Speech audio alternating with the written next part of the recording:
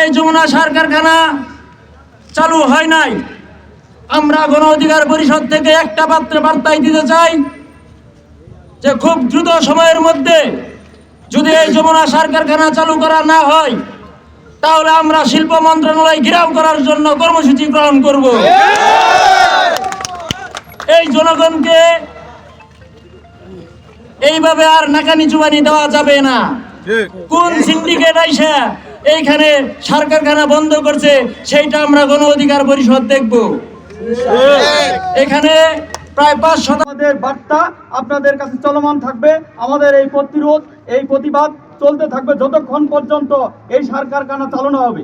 এই সার কারখানা বন্ধ করার মধ্য দিয়ে আমরা বুঝতে পারতেছি যে এই মানুষ যারা এর সাথে প্রত্যক্ষ পরোক্ষভাবে জীবিকা নির্বাহ করে তাদেরকে গলা টিপে ধরার মতো, তাদেরকে মৃত মানুষকে পরিণত করার মতো হয়েছে।